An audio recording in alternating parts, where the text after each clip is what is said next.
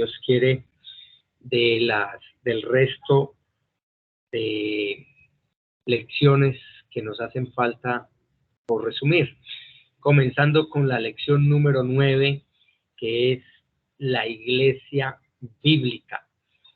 Y lo que plantea esta lección, por qué es importante la iglesia local.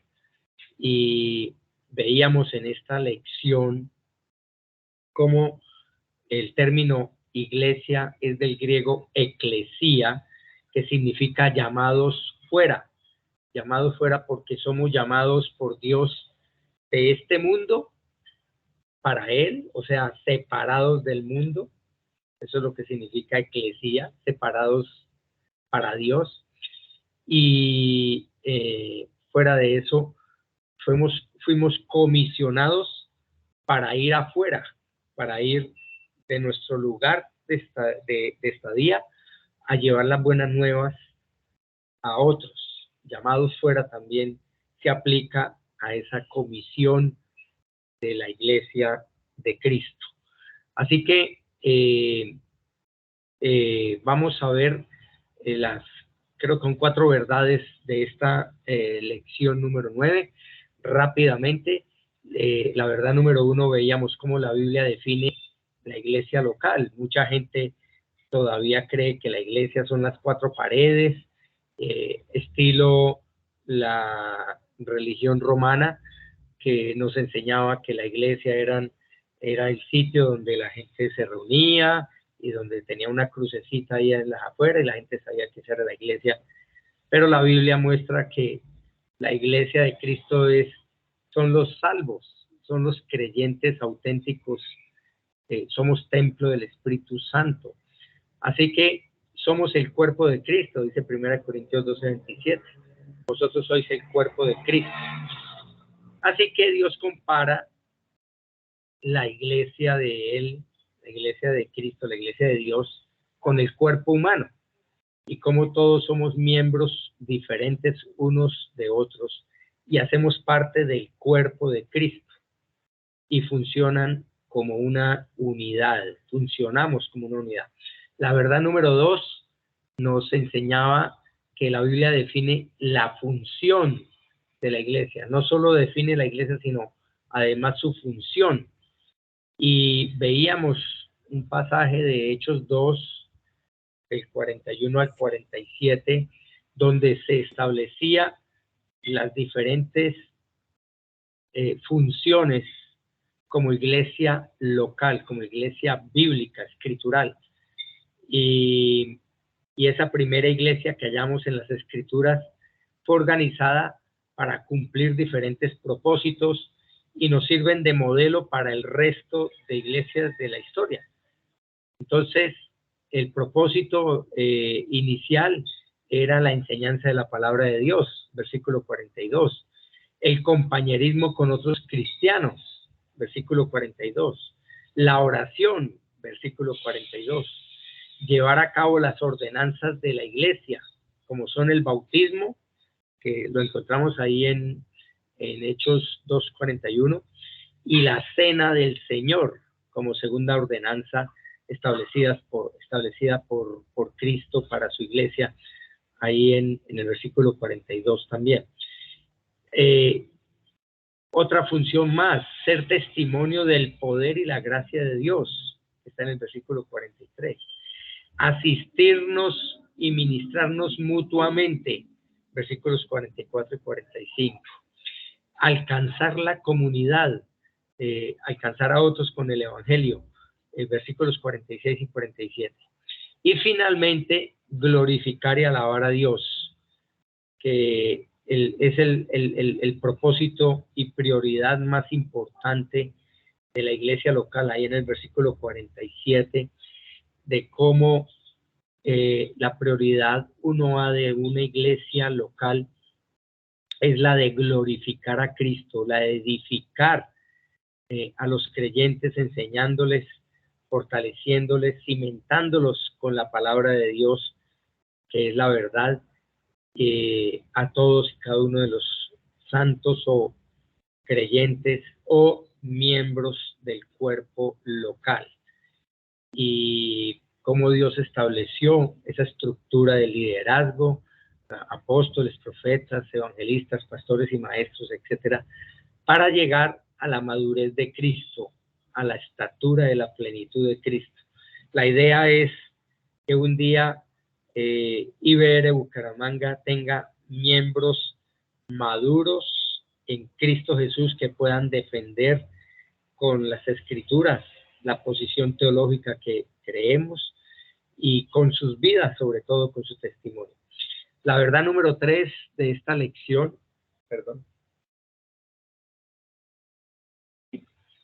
es como la Biblia define la función de los creyentes dentro de la iglesia local.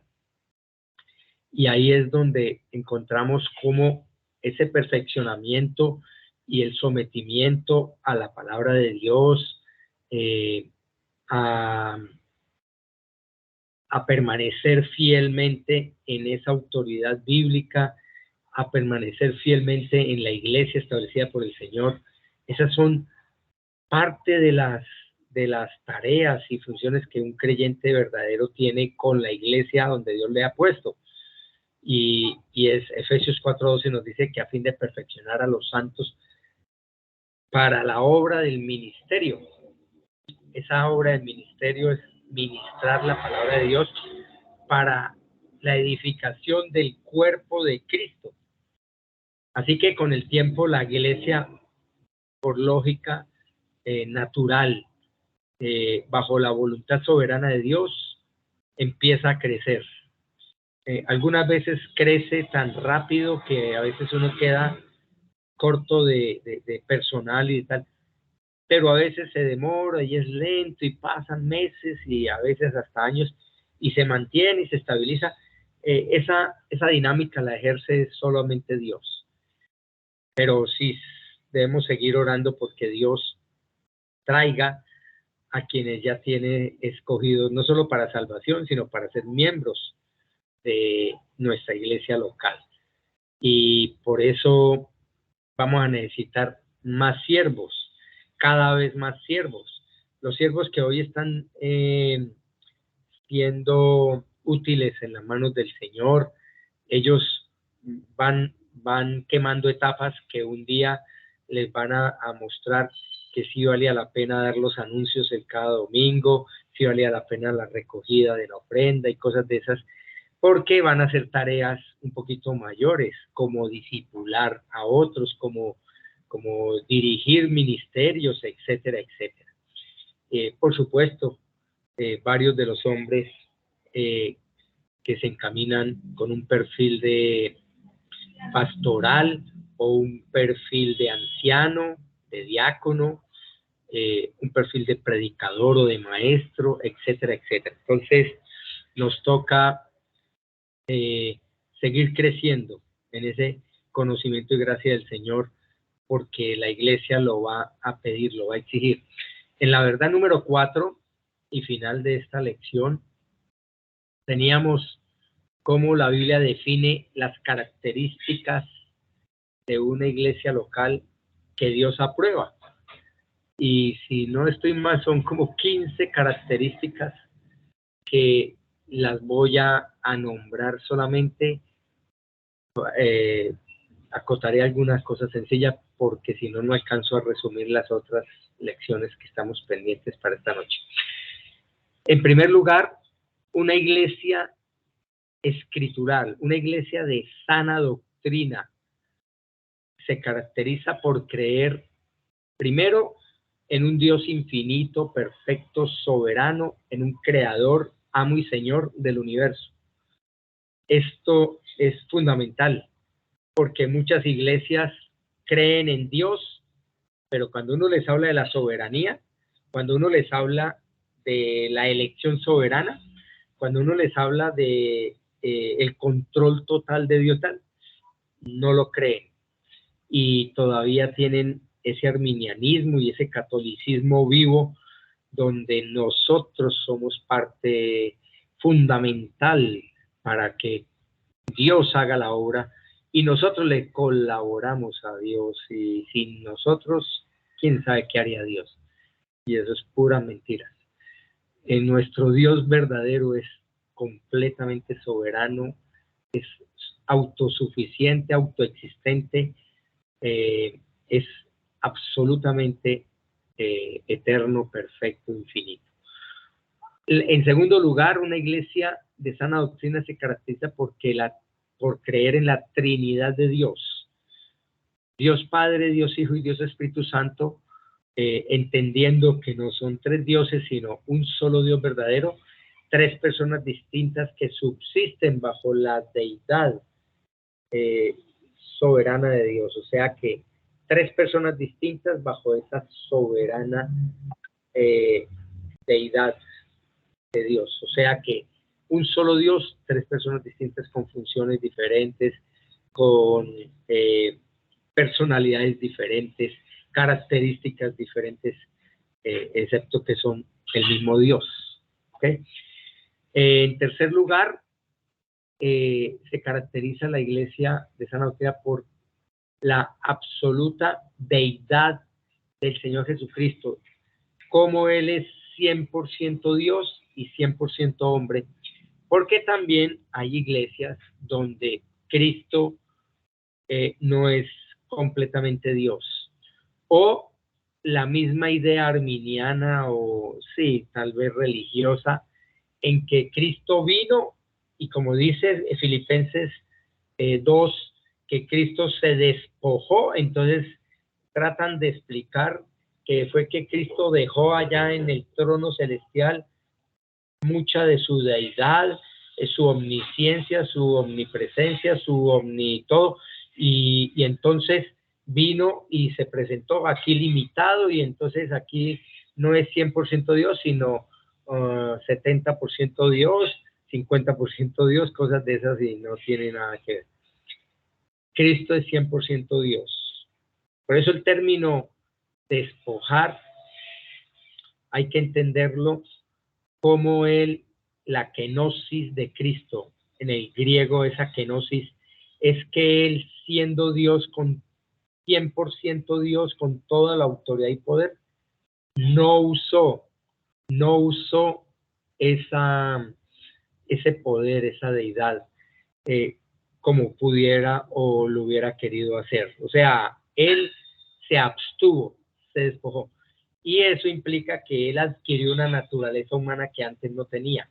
Ese despojo de Cristo es adquirir una nueva naturaleza.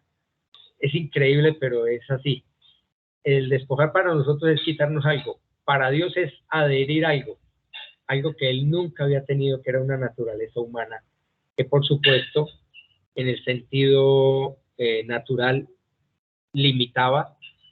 Ya Cristo no podía estar omnipresentemente en otras partes, sino en un solo lugar, porque adquiere un cuerpo.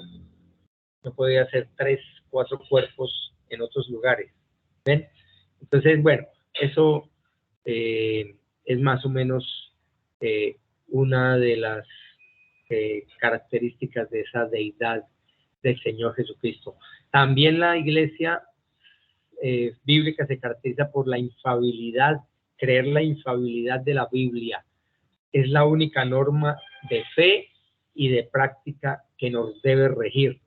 Es la palabra de Dios y por eso es perfecta, es infalible, nunca falla, es inerrante, es absolutamente confiable. En quinto lugar, por creer en la caída y depravación total del hombre. Y yo también expliqué acerca de esta depravación total como corrupción radical.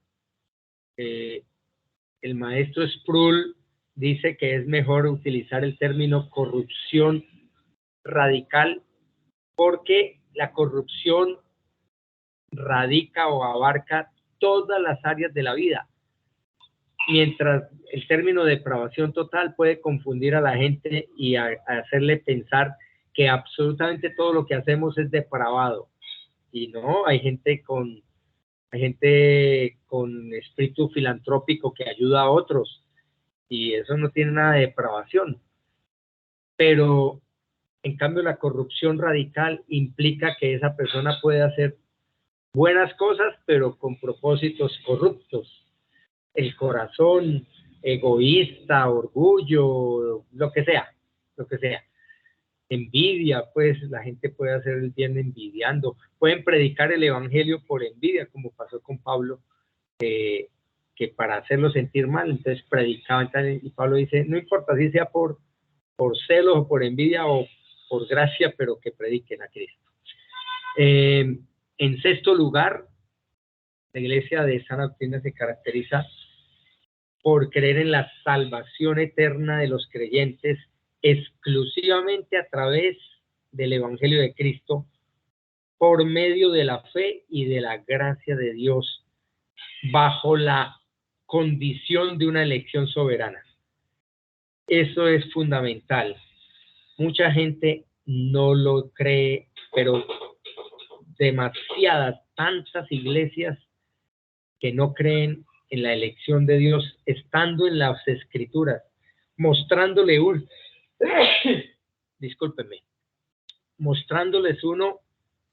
la doctrina de la elección, y no, que eso no es así, que esa es interpretación de ustedes, no, una cosa espantosa y terrible, donde no dan fe, no dan credibilidad a lo que la palabra les enseña. Entonces, esa es una característica que muy pocas iglesias tienen, porque no son reformadas, no entienden esa soberanía de Dios en la elección del hombre, etc. En séptimo lugar, una iglesia bíblica cree en la iglesia como el verdadero cuerpo de Cristo, quien es nuestra cabeza y nuestro Salvador. Y eso es para entender que el cuerpo de Cristo o el pueblo de Cristo es uno solo. Hay ramas naturales y hay ramas injertadas, no naturales. Esos injertados somos nosotros los gentiles. Pero ahí lo importante no es si es que somos el Israel de Dios o pertenecemos a Israel. No, ahí lo importante es que Cristo es el Israel de Dios y es la vid donde se injertan las ramas y donde salen las ramas naturales y las injertadas. Entonces, es un solo cuerpo, el cuerpo de Cristo, el verdadero cuerpo de Cristo. En octavo lugar, la forma de gobierno. Creen la forma de gobierno de la iglesia como una forma de gobierno congregacional. Hay iglesias donde el gobierno es pastoral, o el gobierno es de ancianos o de oficiales, etcétera. Pero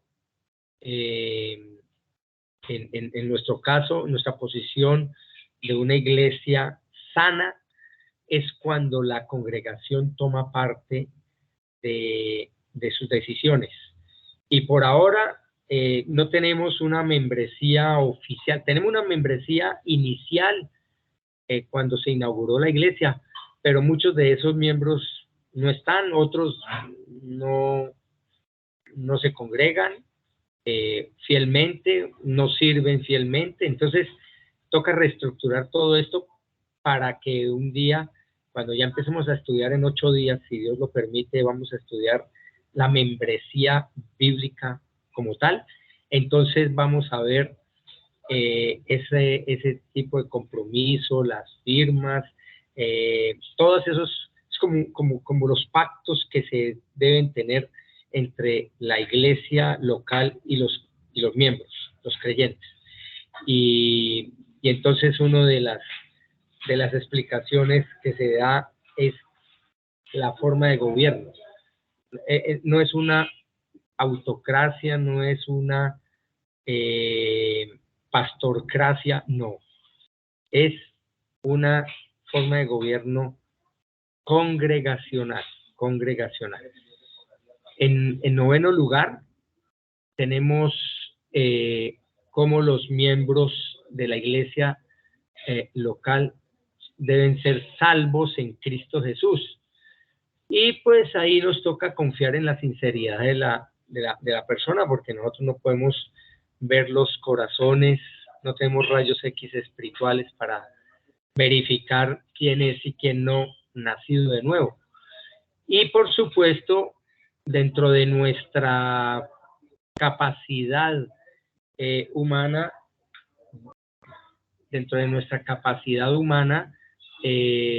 poder tener una membresía lo mejor o lo más claramente posible en cuanto a su salvación, y por supuesto el bautismo como paso de obediencia inicial después de la salvación. Fuera de eso, en 10º lugar, una iglesia escritural practica las ordenanzas, el bautismo y la Santa Cena como conmemoración de la obra de Cristo. El bautismo una sola vez, la Santa Cena las veces que sean necesarias. Nuestra iglesia, por así decirlo, iglesia madre, nuestra iglesia comisionante, cada domingo se celebra la Santa Cena. Nosotros lo hacemos cada mes. Si algún día Dios nos mueve a tener celebración de Santa Cena cada domingo, bueno, lo hacemos. No sé, eso va a ser con el tiempo y bueno, también debe ser parte de las decisiones de la membresía. Bueno, en 11º lugar, la iglesia sana debe tener una misión, que es la gran comisión dada por Cristo en esas misiones, evangelismo y discipulado. En 12º lugar, la financiación a través de las ofrendas voluntarias. Nada de diezmos y nada de cosas antiguotestamentarias, nada de maldiciones porque dan o no dan, no. Esto es verdaderamente poner en práctica que es más bienaventurado dar que recibir, y Dios ama al dador alegre de una forma libre. Por supuesto, ya alguna vez lo comenté, alguien me dijo, ay, pastor, o sea que no necesitamos diezmar, podemos dar menos. Yo dije, claro, no estamos limitados al diezmo, pero eso nos da libertad también de dar más, más del 10, como si tomáramos literalmente el diezmo en el Antiguo Testamento. Eso es el 23%, eso no es el 10%, es el 23%, a lo que estaba comprometido el pueblo de Israel si quería ser escritural, etcétera, etcétera. En 13º lugar, creemos en la existencia de Satanás como una persona real, no es una energía negativa, una energía metafísica, no, una persona real, un líder de sus ángeles caídos, de sus demonios, y eso lo estipula la palabra de Dios. La Biblia, 2 Corintios 11:14, dice, y no es maravilla porque el mismo Satanás se disfraza como ángel de luz, y la condenación de Satanás es algo real y va a suceder. En 14º lugar, creemos en el infierno literal, no en un infierno metafísico, es que el infierno está aquí, el sufrimiento está aquí, no. Es un lugar decretado por Dios para la expiación eterna del pecado. Ese es el destino de todo pecador incrédulo, de todo pecador inconverso. Por supuesto, el destino de todo blasfemo y de todo apóstata, como lo expliqué el domingo pasado. Así que ese es el lugar donde Dios va a ejecutar su ira santa para expiar eternamente el pecado que nunca fue expiado en Cristo por fe. Entonces les toca literalmente en forma directa por fuego consumidor que nunca se consume, tristemente. Y finalmente, la iglesia cree en su independencia del Estado, y esto es más de connotación, los que tienen connotación romana, que la iglesia es del Estado y tiene negocios con el gobierno y con las alcaldías, y entonces trabajan dependiendo de unos de otros, y entonces la religión oficial del Estado es la tradición romana, etcétera, etcétera. Y por eso tienen convenios hasta ilegales, porque hacen pensarle a la gente, hacerle creer a los miembros de una iglesia que el matrimonio en una iglesia del Estado es tan válido como el matrimonio civil en notaría, y eso no es cierto. Eso no es cierto. Bueno, esa es la lección número 9. La lección número 10, la membresía de la membresía bíblica. ¿Qué significa ser miembro? Y no voy a detenerme mucho en esta lección porque vamos a ver en profundidad cada una de estas verdades en la próxima serie de enseñanzas de este horario. Vamos a aprender lo que es la membresía, los requisitos, las obligaciones, todo eso en forma más específica. Esta lección la vimos una noche y fue, bueno, fueron como dos o tres sesiones que tuvimos, pero sin entrar a profundizar. Así que la verdad número 1 de la membresía bíblica es cómo la Biblia expresa los requisitos que deben cumplir los miembros de una iglesia local. Y ahí estaba la seguridad eterna de su salvación, el bautismo escritural, evidencias o testimonio de esa vida transformada, estar de acuerdo con los parámetros de la iglesia, porque si es miembro de una iglesia y no está de acuerdo es grave, grave. Sobre todo con la doctrina, porque hay gente que dice, bueno, yo estoy de acuerdo el 95%, bueno, y ese 5%, ¿por qué no? Muéstreme un argumento escritural donde diga que esto no es así, porque de eso sí nos debemos preciar como iglesia bautista reformada, en que todo lo que creemos es escritural. Así otros practiquen bautismo infantil, otros practiquen otro tipo de cosas o posiciones teológicas. Esto no es de mayoría, esto es de si es escritural o no, con argumentos escriturales y en contexto, porque esa es la otra, que practican cosas, pero mire, es que aquí dice, no, pero si han leído el contexto, qué es lo que significa, etcétera, etcétera. La regla número 1 del estudio bíblico es el contexto. Y fuera de eso, si es casado, debe estarlo legalmente, no religiosamente, porque el matrimonio religioso, el que se hace delante de la congregación, delante de los testigos, en la iglesia o en algún sitio especial donde se celebra una boda religiosa, esa es la parte o la publicación de lo que se ha hecho en la notaría, en la oficina legal, en la oficina gubernamental. Son los requisitos de un miembro de la iglesia local.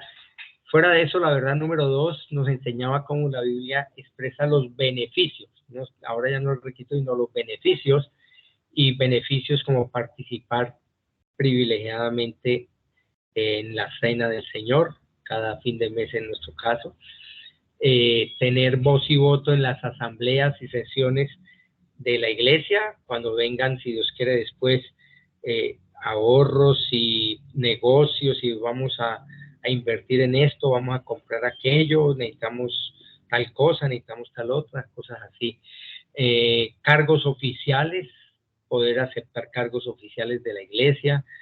Y finalmente, en cuarto lugar, tener el privilegio de servir a otros hermanos y colaboradores escrituralmente. Y finalmente, en quinto lugar, gozar de la atención y amor de los demás hermanos en la fe cuando pase por pruebas y necesidades, cuando esté atravesando valles de sombra de muerte, cosas como esas. En tercer lugar, esta lección nos enseñaba cómo la Biblia expresa las responsabilidades que se deben tener o se deben cumplir como miembros de la iglesia local. Y eso lo vamos a ver en profundidad en la próxima serie de enseñanzas, que es muy importante porque ya necesitamos establecer, ojalá Dios quiera que alcancemos a hacer nuestra primera asamblea general como iglesia, ya con miembros oficiales, con pactos firmados, con todo el reglamento, junta directiva y todo lo demás. Se establece la aprobación de los puntos que se lancen en la asamblea, etcétera, etcétera. Bueno, entonces, las responsabilidades: asistir fielmente a la iglesia, ser activos en la iglesia, o sea, dispuestos a servir, participar en el sostén de la iglesia, porque pues es nuestro cuerpo de Cristo, el cual, como ya vimos, se sostiene de las ofrendas voluntarias, por supuesto, no obligatorias, nada de cuotas, nada de muéstrame la declaración a ver si está, no, nada de esas cosas. Fuera de eso, dar buen testimonio. El miembro se compromete a dar testimonio fiel delante de Dios y de los demás. Y finalmente, en quinto lugar, hacer parte del avance del reino de Dios sobre la tierra, o sea, ser partícipe de los grupos evangelistas de la iglesia, preparación evangelista. Yo quiero presentar el evangelio, pastor, tal, cosas como eso.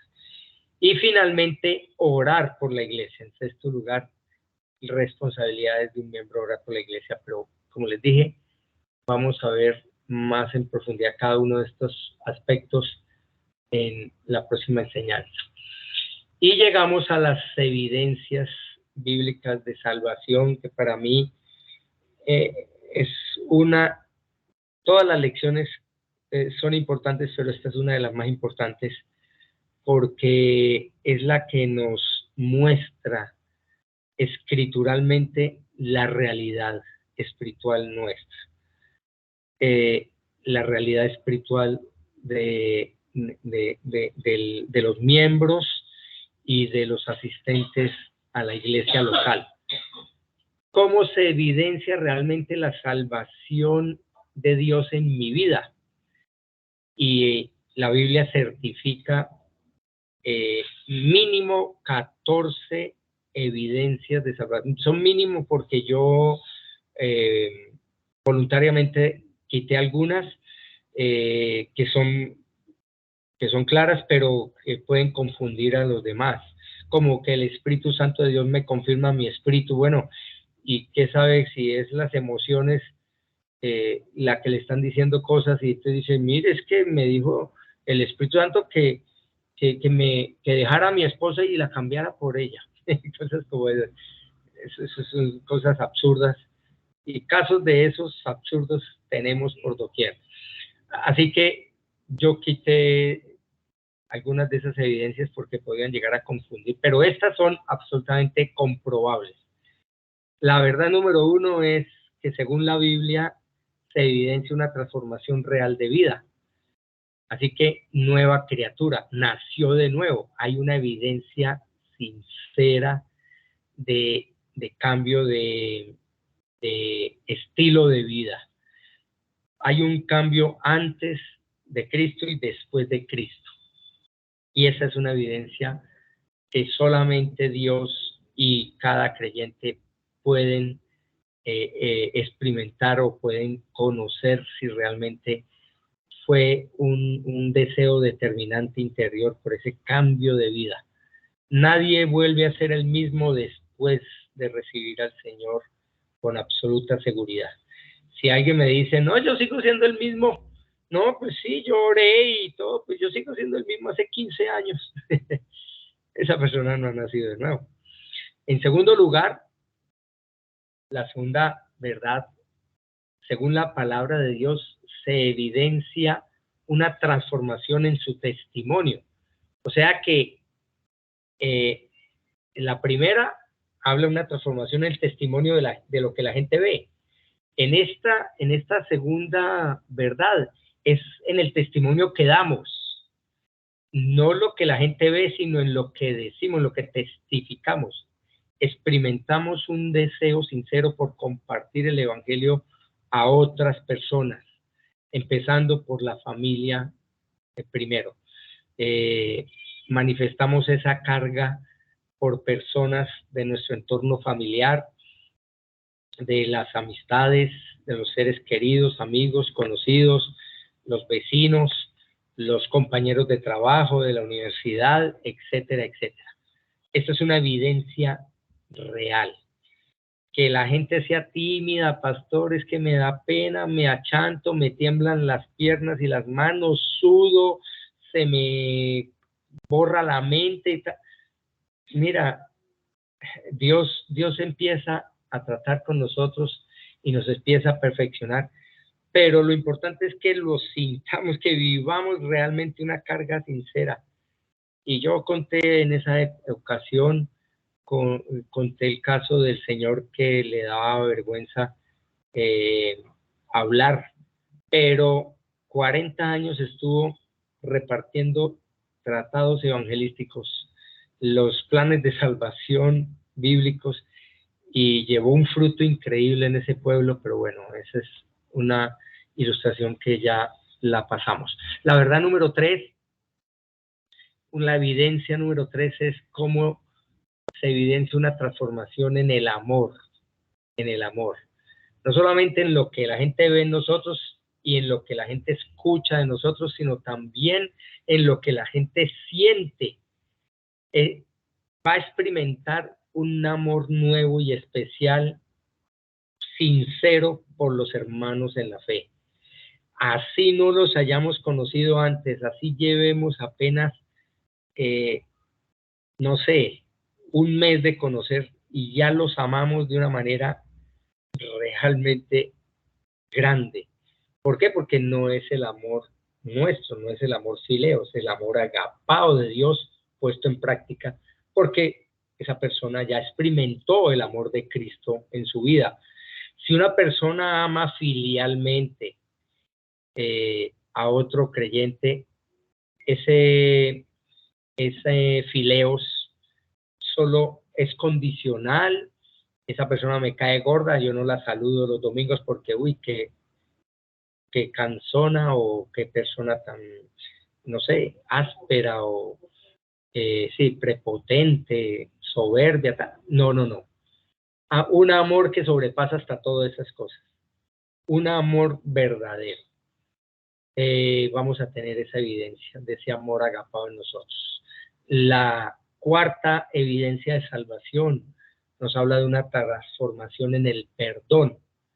Ese perdón donde antes nos costaba, donde yo perdono pero no olvido y todas esas cosas, nada. Vamos a experimentar una nueva capacidad de perdón 100%. Y esa capacidad de perdón se llama olvido total. No es estar como la mujer de, de Matusalén, como la mujer de Matusalén. 741 años y le recordó lo que hizo hace 741 años. Es realmente un olvido real, un olvido sincero, un olvido total, independientemente del tipo de ofensa que haya recibido, etcétera, pero Dios nos dota. A mí me ha dotado de una capacidad de perdón verdadera. Me debían plata, me traicionaron, hablaron mal de mí, no importa. Una capacidad de perdón, porque es la capacidad de perdón de Dios, no la nuestra. Todas estas evidencias, hermanos, radican en Cristo en nosotros. Eso sí, no se nos olvide. En quinto lugar, según la Biblia, se evidencia una transformación en las necesidades. Experimentamos un sincero deseo de conocer la palabra de Dios, Ya mi necesidad primaria no es pintar cuadros y ser rico y famoso, no. Ahora mi necesidad primaria es leer la palabra de Dios. Y yo pasé de 0 a los 29 años de mi vida, empecé a leer la Biblia y pasé de 0 a 5 horas diarias. Los primeros 2 años yo experimenté ese cambio. Me leí la Biblia cada 3 meses. 7 veces me la leí en 2 años, en menos de 2 años, porque era una necesidad verdadera, ferviente, ardiente por conocer la palabra, por creerla, por estudiarla, por entenderla, por predicarla, etcétera. Entonces, una persona que ha tenido una evidencia de salvación va a buscar una iglesia donde se predica la palabra de Dios en forma expositiva, en forma temática también, pero principalmente en forma expositiva, porque la predicación expositiva cubre todos los aspectos de una carta, de un libro, de un evangelio, etcétera, etcétera. ¿Qué días una persona nueva le dijo a la persona que la invitó que era la primera vez que entraba en una iglesia donde se exponía tanto la palabra de Dios? Entonces, me imagino cómo serán esas iglesias donde nombran un versículo, exponen un versículo en la pantalla y 1 hora hablando acerca del paseo, acerca del testimonio personal, acerca de y no muestran la palabra de Dios, no escudriñan. Yo tengo que poner el respaldo escritural de todo lo que estoy enseñando, porque es la exposición de la palabra de Dios y cada uno va a rendir cuentas a Dios y sobre todo los pastores y líderes. Y si es mucha abundancia de Biblia, mejor, porque estamos impregnados de palabra de Dios. Lógicamente, hay estilos de predicación, pero digamos, hermanos no colocan los pasajes como yo lo hago, me tomo la tarea de hacerlo en las pantallas, porque yo no quiero que se pierdan la lectura de las escrituras. Yo puedo nombrarlos, yo puedo darles a ustedes los 4 puntos principales del sermón y tal, y ustedes van a depender de que yo les esté diciendo que sí es lo que dice tal pasaje, porque ni tiempo tienen de buscar. Entonces, es bueno que tengamos no solo el conocimiento de la palabra de Dios, sino que tengamos la Biblia para comprobar que lo que estamos exponiendo, y eso es una exhortación que les hago, hermanos, que llevemos la Biblia en nuestras manos a la iglesia, que tengamos una Biblia física también, porque muchas veces nos confiamos en la aplicación y en estas cosas, y mucha gente por estar diciendo que tiene aplicación está metido en internet, en Facebook, en yo no sé qué vainas, en WhatsApp y en vainas de esas y una distracción y todo, como si Dios no se diera cuenta, hermano. Yo no tengo que preocuparme quién está haciendo eso y quién no, porque Dios lo sabe. Y yo no saco nada con saberlo, pero Dios sí. Y Dios está mirando eso. Así que les motivo y les exhorto a que tengamos nuestra Biblia física y que la llevemos y la carguemos y la saquemos y la usemos también. Bueno, así que hay una transformación en las necesidades. La necesidad ya se convierte en una necesidad espiritual. La sexta evidencia es cómo hay una transformación en la obediencia. El deseo por obedecer a Dios, por respeto a Dios, hay una disposición diferente. Ya no solamente nos dicen las cosas, sino queremos hacerla con gozo, con alegría. Ya no regañadiente, ay, es que el pastor me dijo que tocaba leer la Biblia todos los días. Ya, bueno, yo lo hago ahí. Tengo un hermano que 2 horas la lee, pero no aplica nada, hermano. No vive nada. No se somete a nada. Entonces no sirve de mucho. La verdad número 7, la evidencia número 7 es cómo se evidencia una transformación en la sensibilidad hacia el mal. Y eso sí que es una evidencia categórica, porque tenemos hermanos o supuestos hermanos que creen que son hijos de Dios y siguen viviendo en adulterio o en fornicación o en robo continuado o en mentira continuada o en orgullo continuado y no se dan cuenta, no sienten nada. Están como el buen picante, ¿recuerdan el buen picante? No siento nada, no siento la lengua, no siento los labios, no siento la boca, no siento nada. Esas personas sinceramente no sienten el pecado. Y cuando una persona no siente el pecado, no ha nacido de nuevo. Cuando es indolente al pecado, trata el pecado con una liviandad que hasta lo disfruta y lo goza. Y eso es evidencia que no ha nacido de nuevo. Porque una persona salva, genuina, tiene diferente percepción del pecado. Porque la convicción del Espíritu Santo llega a su vida y lo aparta del pecado, lo lleva a confesar y apartar. En octavo lugar, según la Biblia, hay una transformación en la complacencia. O sea, hay un cambio interno inexplicable que nos lleva de ese orgullo egoísta que antes nos dominaba para ahora tener un respeto reverente ante Dios. Y entonces eso nos lleva a buscar la gloria de Dios, la gloria y la alabanza de Dios.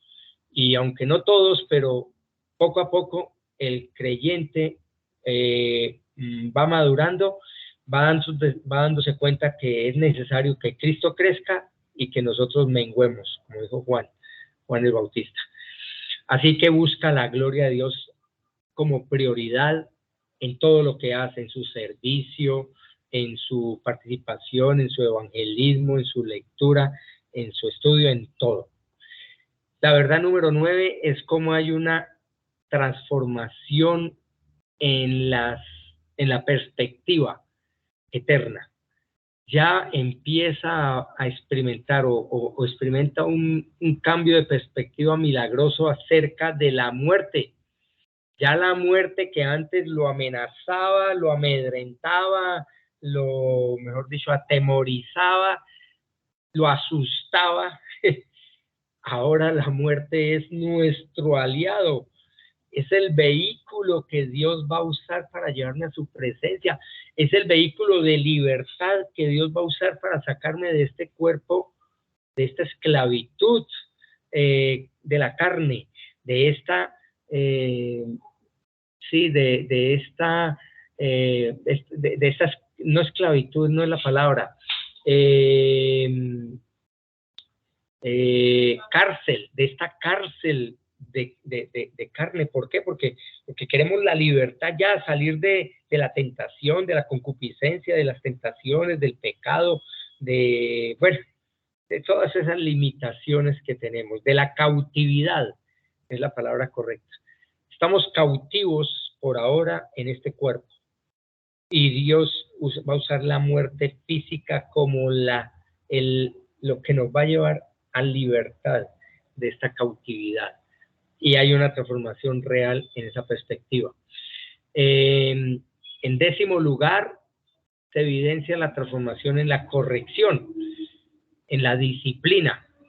Una persona salva, genuina, va a recibir la disciplina de Dios cuando se opone a Dios, cuando desobedece a Dios, cuando se empeña en el pecado, cuando no lo confiesa y se aparta, cuando persiste en pecado, recibirá, sin ser profeta ni hijo de profeta, recibirá disciplina.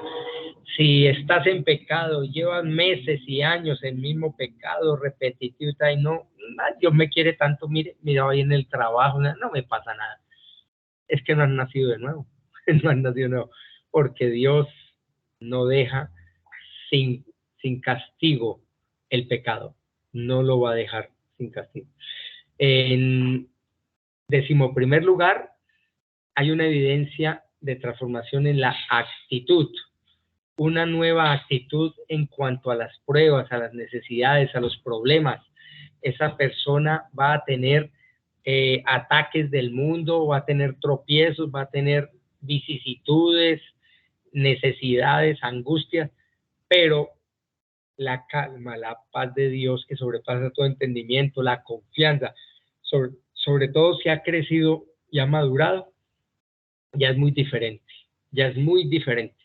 Incluso personas inmaduras que experimentan una paz, dicen, pastor, yo no entiendo por qué soy tan tranquilo.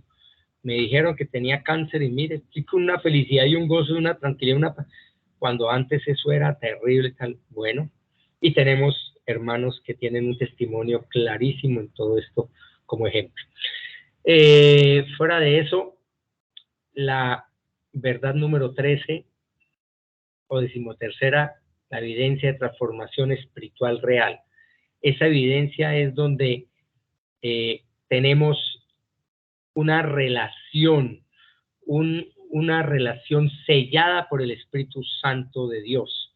Por eso podemos tener una época, una etapa sincera, real, clara de nuestra conversión. Puede que no tengamos el día y la hora o la forma, ¿sí?, temporal o la fecha o lo que sea, pero sí sabemos que nacimos de nuevo porque el Espíritu Santo de Dios empezó a operar en nuestras vidas, nos convenció de pecado, nos guía a la palabra. Antes yo no leía la palabra y ahora la empecé a leer 5 horas diarias, etcétera, etcétera.